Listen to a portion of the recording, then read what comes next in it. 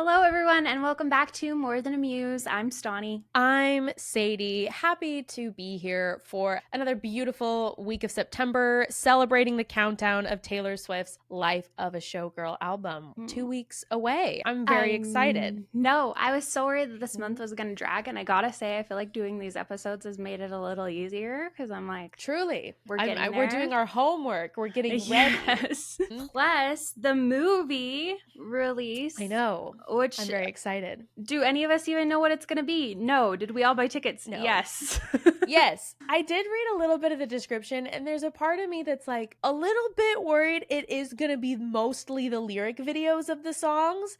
And Oh. if so, I'm excited to be there with friends and listen to music and get a little bit of the behind the scenes. We'll Hmm. see. I hope it's more behind the scenes than just Yeah. playing the songs, but I think it'll be really fun to watch the music video on a big screen and to see the behind the scenes. And I like that The Fate of Ophelia seems to be the lead single. That seems Yeah.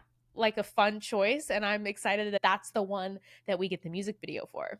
I agree. I am slightly disappointed, still holding Mm-hmm. out hope a little bit that we will get a visual album eventually from Taylor Swift if it's not this one. True.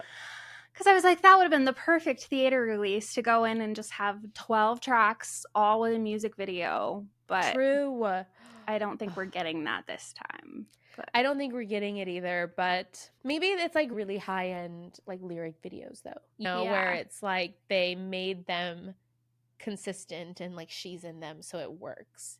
I hope. hopefully I mean, I we'll still see have a what ticket. I'm happens. gonna have a great I time. know. So we'll I'm see going to. what happens. Yeah. It was like, Yeah. whatever it is, I'll be there. I'll be there. But And it's only like an hour and a half. So like it's mm, gonna be great. It's gonna be a great yeah, time. it'll be a good time. Today we are talking about Natalie Wood, which Hmm. is our theory. I don't know how much I actually think that Wood is gonna be a reference to Natalie Wood, but it Hmm. might be. It could be. And it provides us a great opportunity to talk about Natalie Wood, who's someone we still haven't. Yeah. So I'm excited to dive into it. I think the cool thing about it and like what made us I don't know, make the initial connection is just the fact that like she's another Hollywood star. She had a life of a child star as well and transitioned into being an adult star and had a lot of tragedy in her life. She died very young in a very tragic way, and there's still a lot of speculation as to what really happened. Hmm. And we'll talk about that.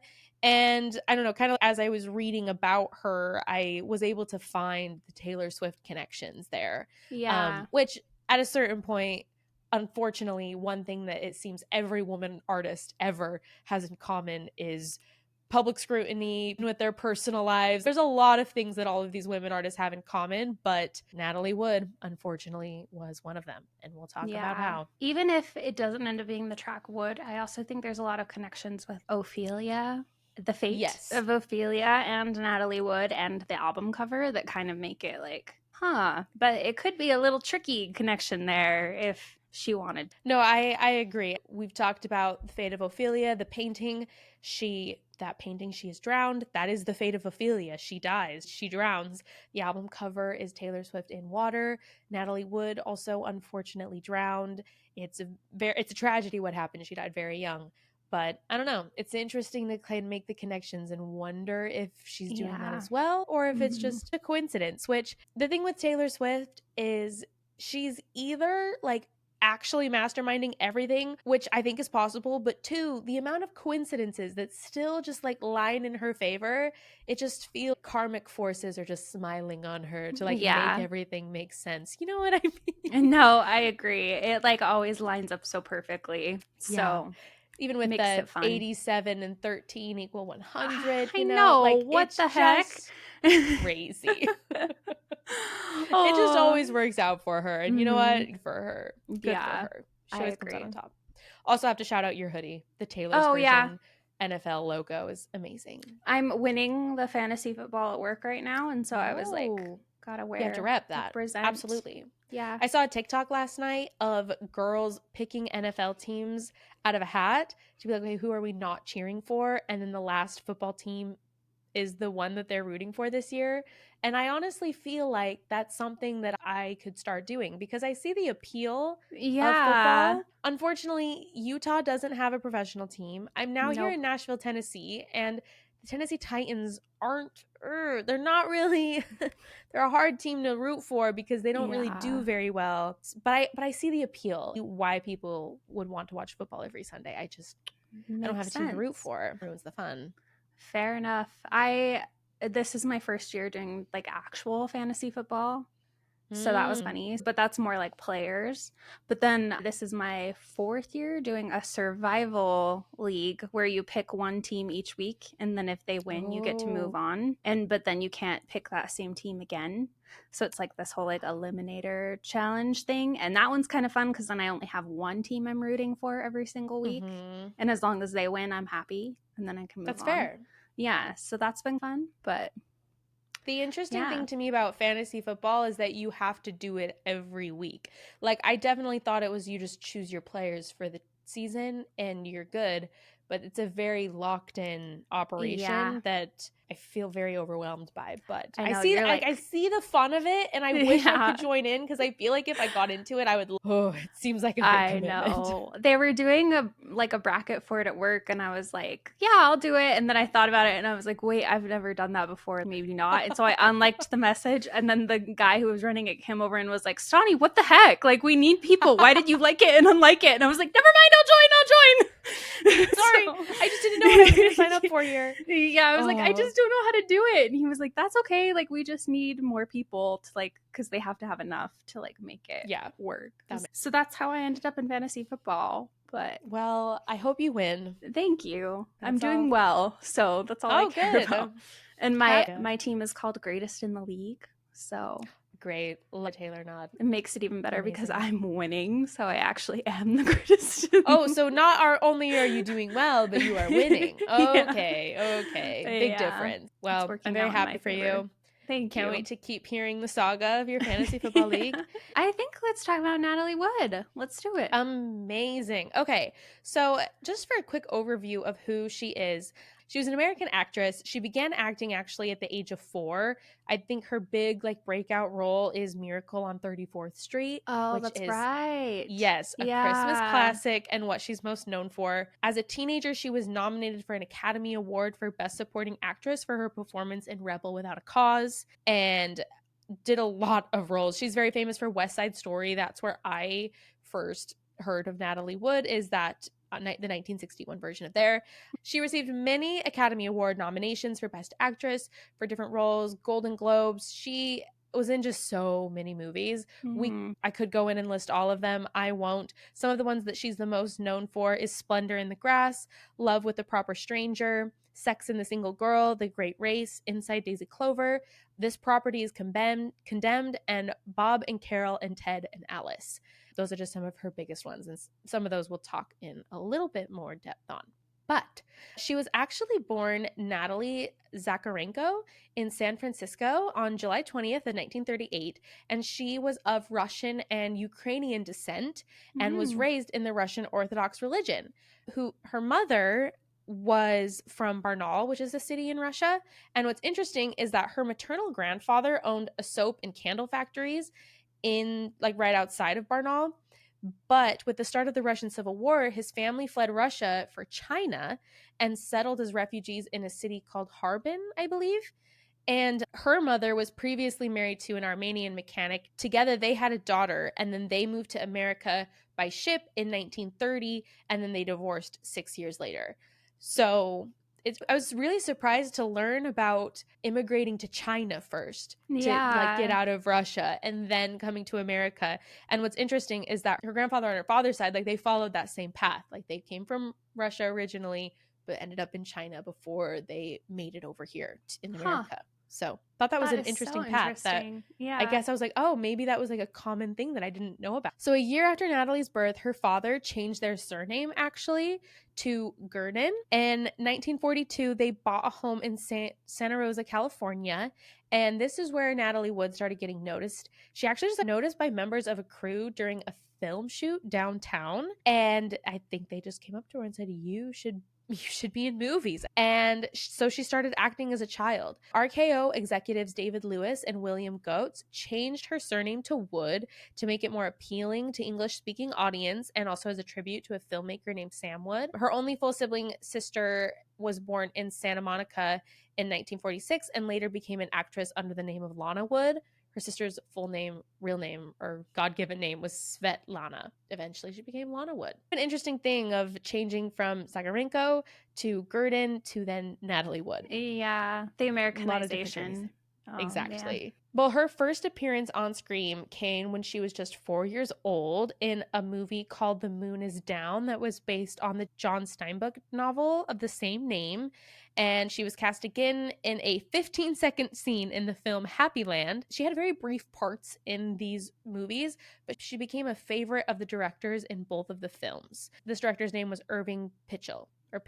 He remained in contact with Natalie Wood's family for 2 years, pretty much just reaching out to them whenever another role would come up. They would telephone Natalie's mother and ask her to bring her daughter to LA for a screen test.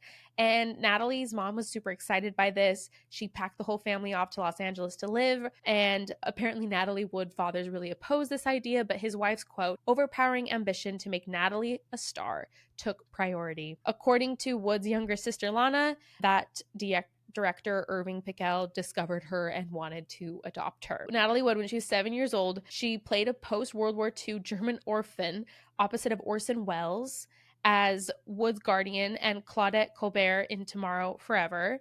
And this is a crazy story. So when Natalie was unable to cry on cue in this movie, her mother tore a butterfly to pieces in front of her to ensure that she would sob for the scene. That's messed up. A butterfly. And Yeah. there was a part of me when I was reading that surely she meant a fake butterfly, but no, a butterfly. Then 7-year-old Natalie was then able to cry on command Duh, for this I scene would cry.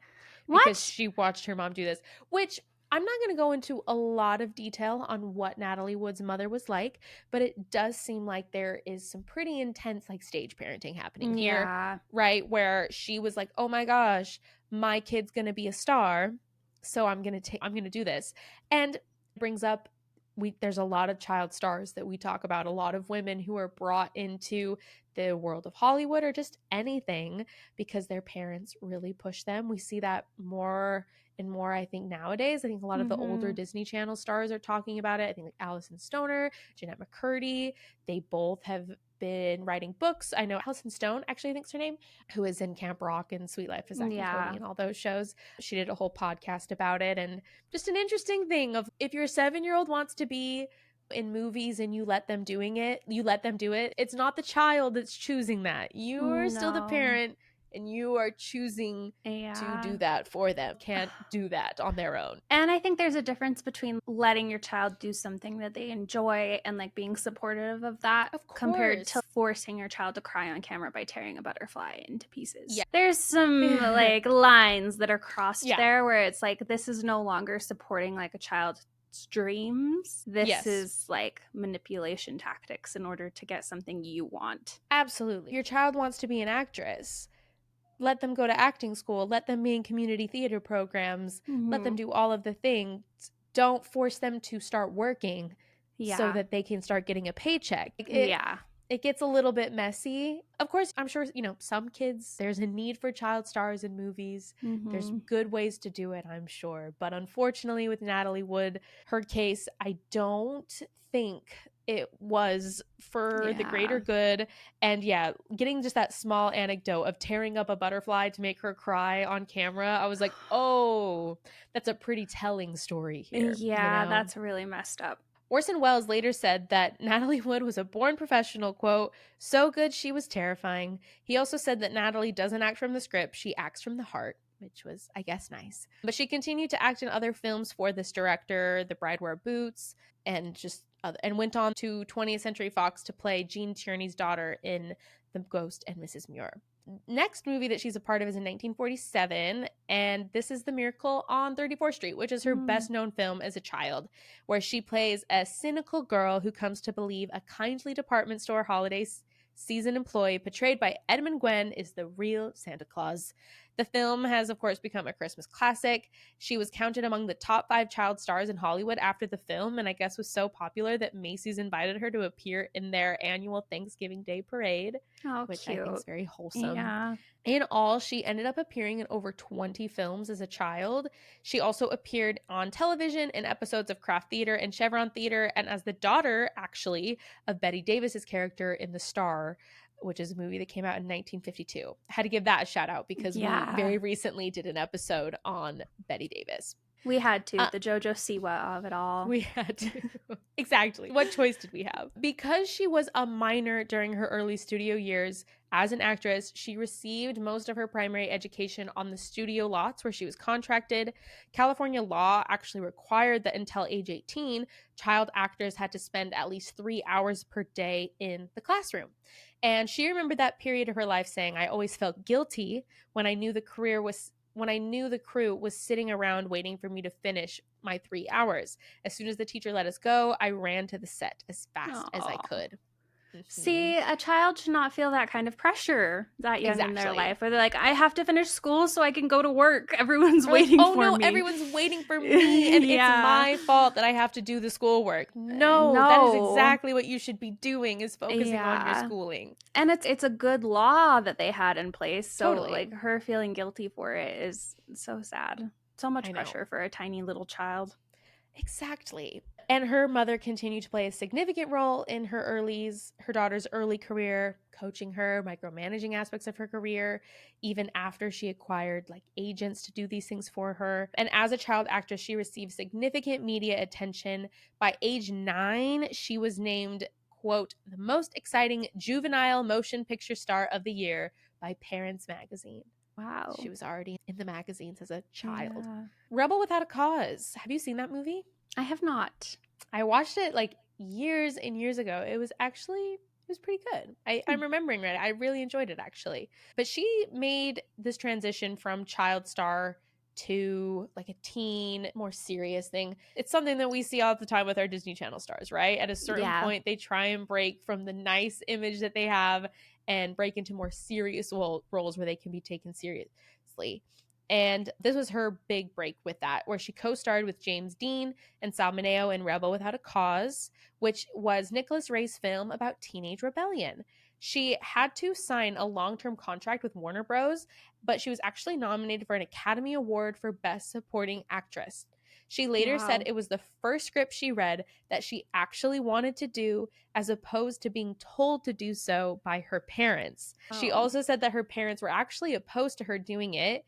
Quote, until then, I did what I was told. Poetic, I guess, that the first role that she said, no, I'm going to do it, I don't care what you say, is Rebel Without a Cause, when the whole premise of this film is teenage rebellion. That's what it's talking about. And she's 16 years old and finally takes a step and say, no, I'm going to do something that I want to do. And obviously, the movie did very well. And she did very well in the film. She graduated from high school, Van Nuys High School, in 1956. I'm sure that was probably like a very non-traditional way that she did her schooling. Yeah. But after she graduated, she signed officially with Warner Brothers and kept busy during the remainder of the decade, quote, in many girlfriend roles, which she found very unsatisfying.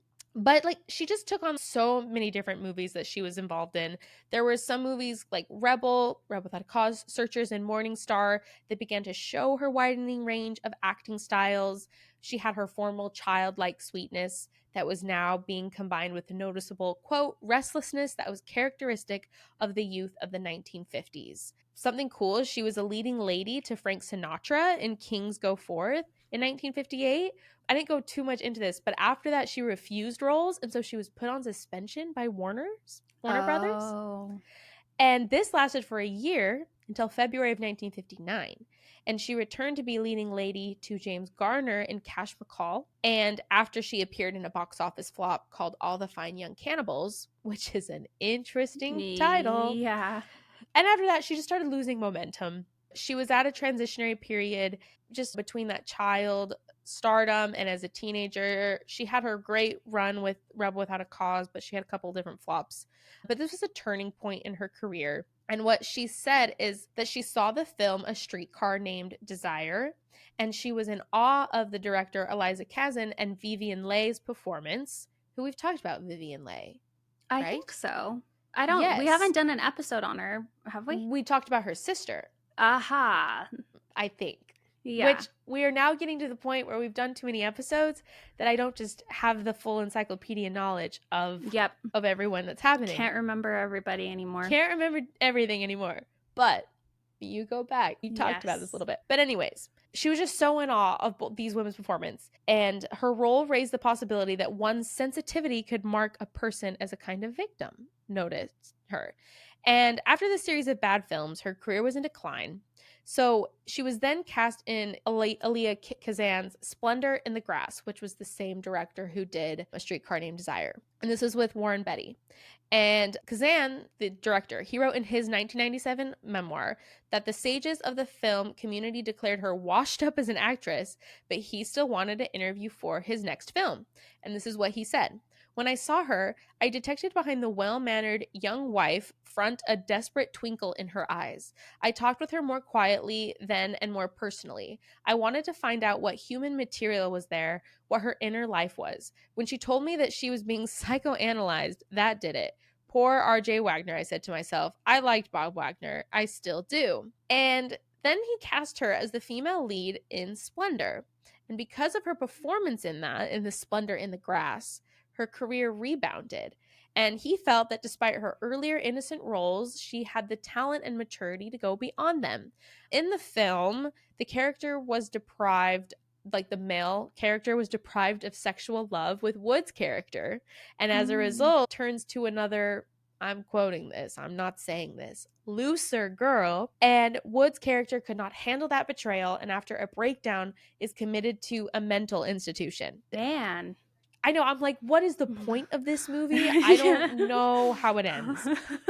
But the director wrote that he cast her in the role partly because he saw in Wood's personality a true blue quality with a wanton side that is held down by social pressure, adding that she clings to things with her eyes, a quality he found especially appealing. So I thought that was just like an interesting note of her, of this idea where this director got that sense of she's being held down and wants to do the right thing, and probably has a lot of that like inner turmoil that comes from that. And I think she was able to channel that into this role with Splendor in the Grass, which an interesting premise, I will say. What a crazy idea for a movie. I agree. Natalie Wood had never actually been formally trained in method acting techniques, but working with Kazan brought her to the greatest emotional heights of her career. The experience was exhilarating but wrenching for Natalie, who faced her demons on Splendor.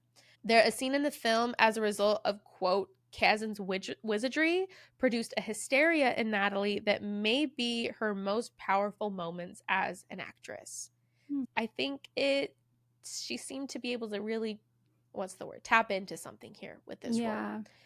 But for her performance in this movie, she received nominations for an Academy Award, Golden Globe, and a BAFTA. So she did incredible work in that, and that really helped turn around her career. After this, she played Maria, a Puerto Rican girl on the west side of Manhattan in West Side Story. So we're going to acknowledge the fact that Natalie Wood is a white woman who played a Puerto Rican girl in West Side Story. And actually, all of the Puerto Ricans in that adaptation of West Side Story, they are white people. And I remember watching that movie in theater class in like 7th grade. I loved that movie. I still do. I think it's a beautiful movie. It's a beautiful story, but to learn later in your adulthood, oh, that's They're not all good. White. Yeah. That's not good. Nope. And they definitely darkened all of their skin, with their makeup. Which version was Rita Moreno in? In this one. So okay. She was one person who was not a white person, but they also darkened her skin. I know. For her role, even though she is Rita Moreno. But so she played in this with Rita, which is another person we've done an episode on. And that's an incredible woman, an incredible episode. But yes, so even if the people weren't white people, and they actually Yeah. were fitting for their role. They were still darkening their skin with makeup, which Ugh. is a different kind of problematic, but it's all bad. It's Hollywood. not great. Yeah. No, not good at all. But the movie was very successful. It was a critical and box office success. And something that's interesting is there's the similarities in her role in this film as the earlier Rebel Without a Cause, which really captured, like I said, there was this restlessness of American youth in the 1950s. There were like young gangs, juvenile delinquency, rock and roll, the scandal then. And both of those movies had a Romeo and Juliet theme there, more like provided more of an example of that restlessness and like going against like public norms and things like that. In Rebel Without a Cause, she actually falls in love with the character played by James Dean, who has like gang like peers and like he's violently tempered and it alienates him from his family. But of course, in West Side Story, it's like she enters a romance with a former gang member who's trying to like leave that life behind. Yeah. But just like interesting similarities between those films. Also, we've done an episode on Marnie Nixon, who was actually the singing voice for Natalie Wood in this movie. But it's still, I think West Side Story is still regarded one of Natalie Wood's best films. But Yeah. technically, the singing was overdubbed by Marnie Nixon, and a common thing to happen in the 50s and 60s. Really common enough. Like ghost singing was a whole career that you could Yeah. have. So this was definitely her peak of stardom. She sang actually she starred in the film Gypsy, and she actually used her own singing voice in that film. And her appearance in that film led critic Pauline Kael to comment, "Clever little Natalie Wood, the most machine-tooled of Hollywood ingenues." At the age of 25, she received her third Academy Award nomination for a movie, Love with a Proper Stranger, which made her the youngest person to score 3 Oscar nominations. And Wow. that record was actually later broken by Jennifer Lawrence in 2013. So Oh that my took a gosh. long time for that record to be broken. Yeah. And then it broke again with Saoirse Ronan in 2017, and both of them scored their third nominations at the age of 23.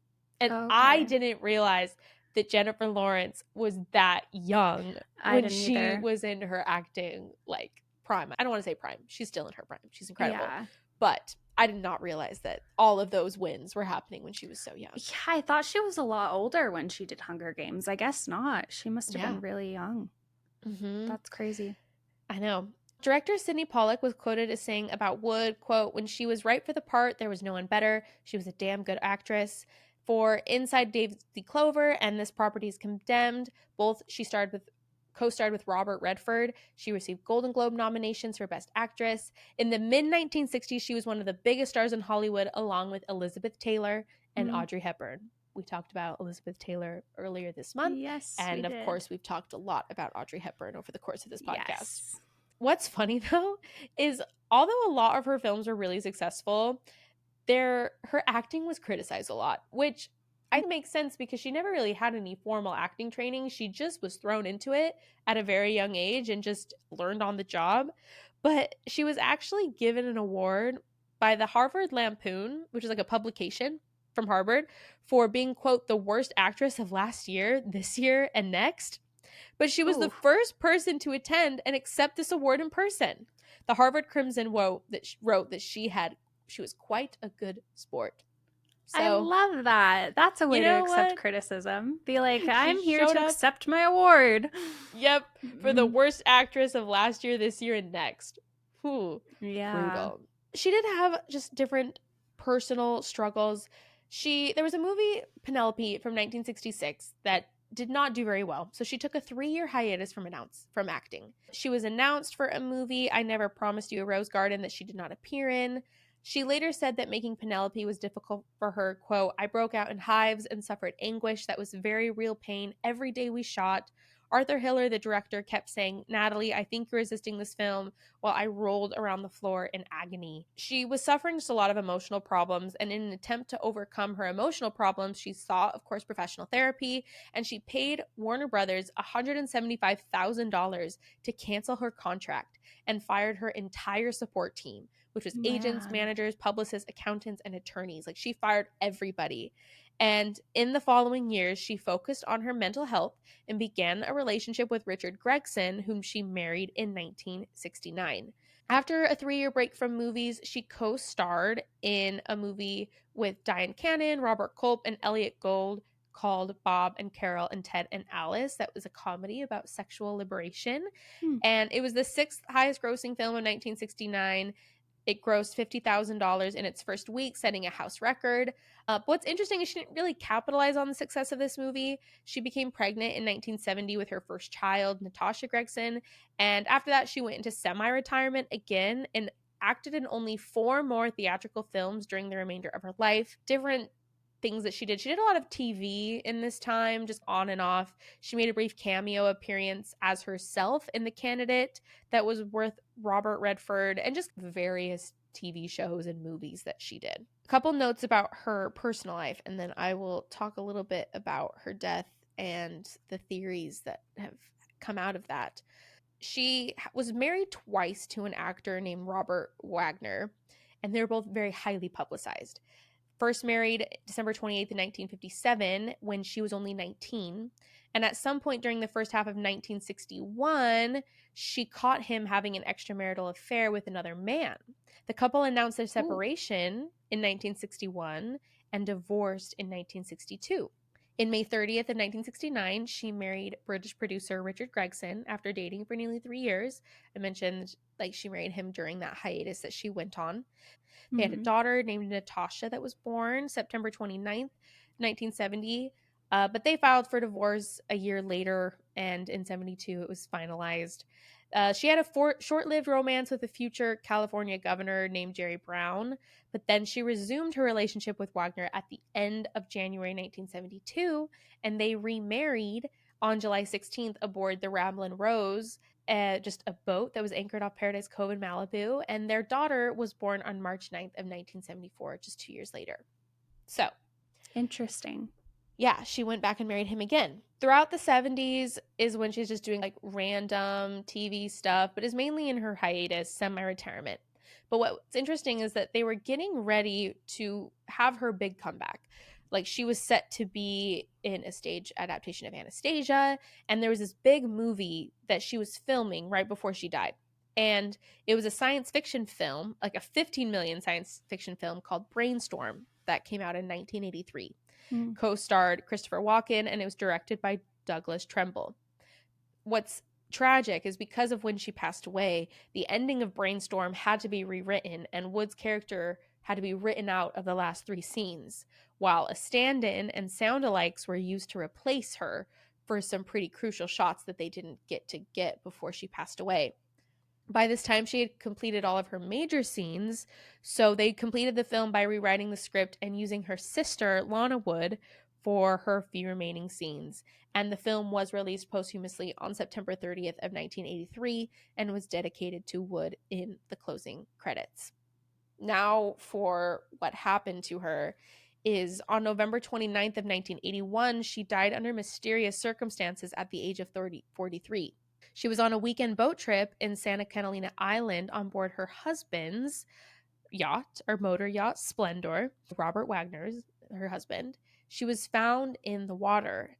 Many of the circumstances are unknown. For example, it never was determined how she entered the water. She was with her husband, her Brainstorm co star Christopher Walken, and Splendor's captain Dennis Davern on the evening of November 28th. Authorities found her at 8 a.m. on November 29th, 1 mile from the boat, with a small with a small inflatable little boat that was Mm. beached nearby.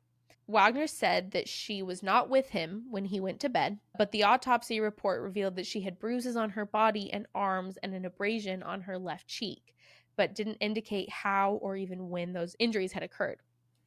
The captain, Davern, previously stated that Wood and Wagner argued that evening. Wagner denied at the time, and in his memoir, Pieces of My Heart, he admitted that he had an argument with her before she disappeared. But the autopsy found that Wood's blood alcohol content was very high, and there were traces of motion sickness pills and a painkiller, which can increase the effects of alcohol. The LA County coroner ruled the cause of her death to be accidental drowning and hypothermia.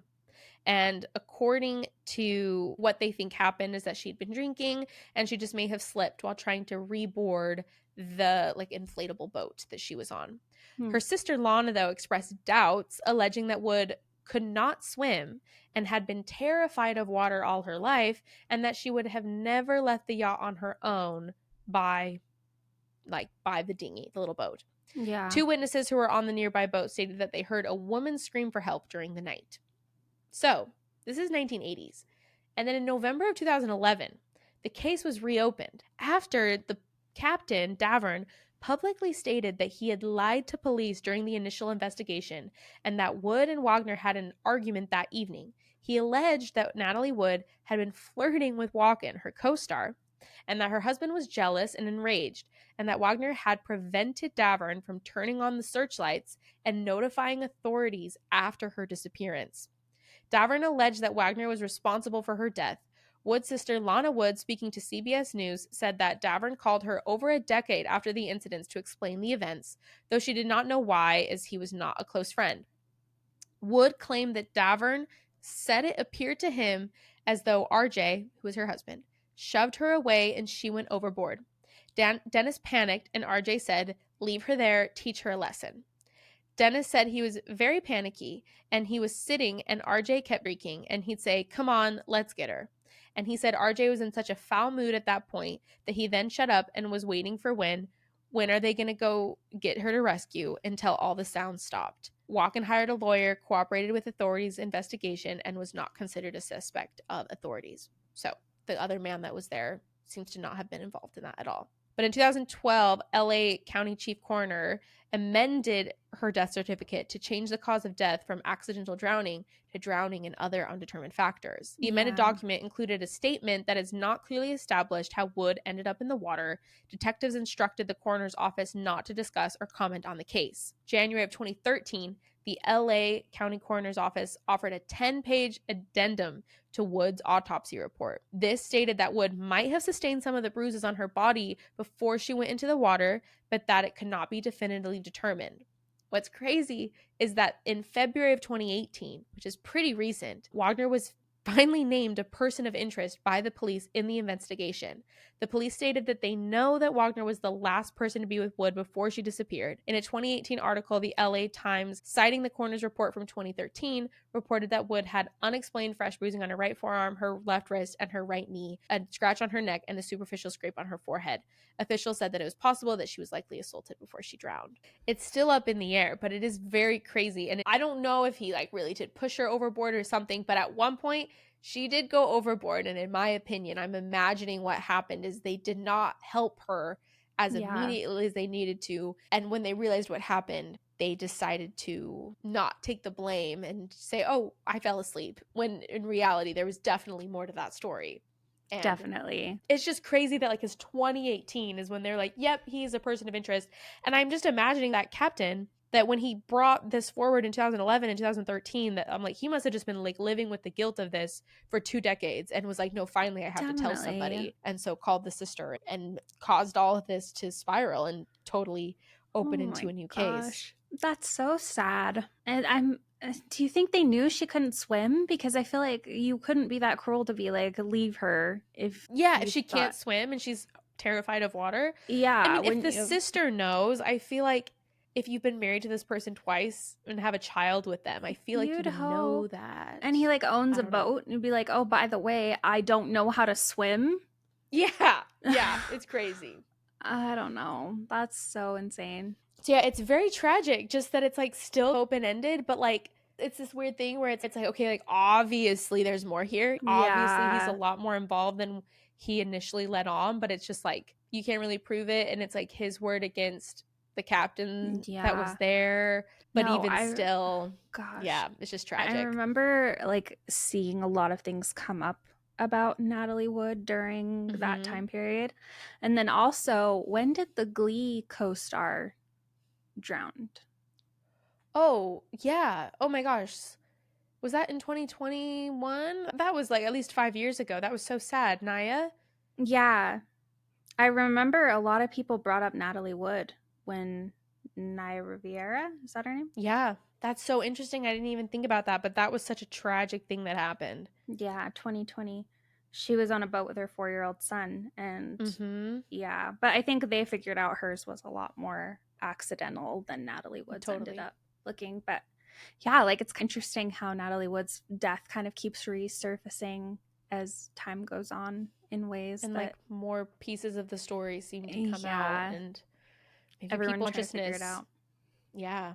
Interesting. That's crazy. Well, to end on a good note, though, is like she did leave a tremendous legacy. She was one of the few child actors who was also achieved success as a movie star in adulthood. Her career was also a bridge between old Hollywood and new Hollywood, which I thought was an interesting point. Bob and Carol and Ted and Alice, that movie from 1969, was a very successful film that Wood made after a period of professional and personal setbacks, cemented her place as an actress who was a part of both worlds. She also achieved success in television, notably in the miniseries From Here to Eternity, from which she won a Golden Globe Award. What's tragic, though, is that, however, her professional legacy has, to a degree, been overshadowed by the enormous attention which has been given to her personal life.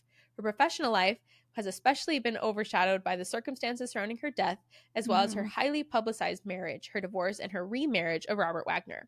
Her relationship with several actors whom she dated in the 1960s, her mental health struggles, and her often troubled relationship with her mother. According to her daughter, Natasha Gregson Wagner, the focus on her death and the speculation about it, quote, overshadowed her life's work and who she was as a person, Yeah. which I think is really significant thing to talk about and to tie it to Taylor Swift, because that is the point of our episode. Is I think, and not because everyone should be connected to Taylor Swift. Like I feel almost weird doing that after Yeah. talking about the tragedy, but I think it's just this interesting thing that we see a lot with this focus of the work is being overshadowed by what's happening in the personal life, and the fascination with what's happening in the personal life, and even the like discrediting of her talent and her work ethic, of her being called a horrible actress and like Mm-hmm. all of those things when she'd been an actor her whole life. I don't believe that is true. And Yeah. like different comparisons, like I said, there's the child stardom to growing up in the public. She obviously started a lot earlier than Taylor Swift did, but I think that there's that parallel. And also just this control of the narrative versus the exploitation of the narrative. With Natalie Wood, the Hollywood studios were often shaping her image, and Gossip magazine really latched onto her love life with, of Yeah. course, her husband and her different romances that she had. And she was defined by these romances more so than her work, which is something I think we saw in like 2013 and 2014 with Taylor Swift. Mm-hmm. And people had that public obsession with it. But another thing is just like this idea of reinvention. And I think this is something that's also oftentimes required of women artists more so than male artists. And it's also something that I think a lot of these women artists just do very well, and they're willing to rise to the challenge. Where Natalie transitioned from child star to this teenage ingenue to a very serious actress, and each reinvention came with a pressure to prove that she wasn't washed up, that she still had it. And even at the tragic time of her death, she was getting ready for her next big comeback. And she had Yeah. so many things in line for that comeback. And it's sad that we, of course, weren't able to see that because of the tragedy of what happened. But yeah, I just think that idea of reinvention is really cool. And then also just this idea of art reflecting life, where for Natalie, many of her most famous roles mirrored the struggles with her identity, relationships, and public expectation. I think talking about Splendor in the Grass mirrored her own mental health struggles, where Rebel Without a Cause showcased her own frustrations and feelings with her own family and against them. I think that very much matches a lot of things that women artists are required to do, and kind of like that blurring of the line between life and art, and making your audience like give them a little bit so that they're intrigued by it, but then not so Yeah. much that it drives you insane. It's a Yeah. kind of a double-edged sword there that I think every woman artist that we've talked about at one point has to deal with. So Definitely. anyways, there's Natalie. Yeah. Thank A tragic you. story. I Yeah. know it is a tragic story, but it's a very important one, I think, like talking about Totally. her work and her life and remembering more of that. Because yeah, she shows up a ton on true crime podcasts, but they Yeah. don't really discuss a lot of the other stuff that happened beforehand. A lot of it's just focused on the circumstances of her death. So Mm-hmm. yeah, I think that's an important thing as viewers, even though we need to be aware of, is that the sensationalization of a lot of things Totally. and making sure that we're being fair in that too. And almost, I think, like the choices that we make and how we consume art, like in the sense of, okay, let's not just go down rabbit holes of what are the mysteries of this case. I don't know, maybe go watch one of her movies, or Yeah. learn more about her, see what quotes that she has, what's her life according to her own words. I think it's really easy with some of these people we talk about, and even like when we're doing the episode ourselves, it's like, of course I'm going to talk about the most like Yeah. speculated, like interesting thing, but like let's talk about who this woman was, she did, how she got there, and like all that she overcame, not just like the tragedy that is also there. So Yeah, I don't know. definitely. It's crazy how much she has in common with Elizabeth Taylor too. That's what I was thinking as well. Yeah, Mm-hmm. like that was a lot of similarities, like child stardom and even being approached and being like, "Hey, your child should be in movies," even starting in like a different Mm-hmm. country and then ending up in the United States. And yeah, like Yeah, assimilating. exploding. Yeah. Yeah, totally. I Yeah. was reading too. I think that I don't know how good of friends, but like I know Elizabeth Taylor was like there for her funeral. Definitely in the same circles, those two women. And Yeah, so cool to that the parallels definitely. are all still there. Yeah, definitely both lived the life of showgirls, shall we They say. definitely did. Yeah. And the highs and lows of that as well. Definitely. So, Wow. anyways, do we have one more episode in preparation for Showgirls, We right? do. We have one Mm-hmm. more. I'm trying to remember what it's about. It's just this history of Showgirls. That's right. We're just talking Mm-hmm. about the life of a showgirl next. The history and life of showgirls and how they came to be and everything about them. It'll be really fun. And that'll be our final Yeah, episode before the album comes out, before the which new album. so exciting. Very Yeah. exciting. So please, yeah, check in next week so we can really make sure have done our homework for the life of the Yeah. showgirl listening. And yeah, thanks for tuning in today. Thank you. And don't forget to rate, review, and subscribe. It really helps us out. It Mm-hmm. lets us know that you're listening, that you appreciate us. So, whatever platform you're listening on, whether it's Apple or Spotify or YouTube, we'd love it if you would just subscribe and then give us a rating or a comment or a like. We'd Or love this, or that. that. Yeah. And then we'll also be posting stuff on Instagram and TikTok this week. So come and check us out on those platforms. And don't forget that we have merch available for October coming up. Sadie is wearing it. Ooh. It's our Mids of Madness crew neck. And we also have a couple of other things that we think you'll really like. So come check that out. And we will see you next time. See you next time. Bye. Bye. Amazing. Great work. Oh, good times. I'm going to Good stop times this because it indeed. always tries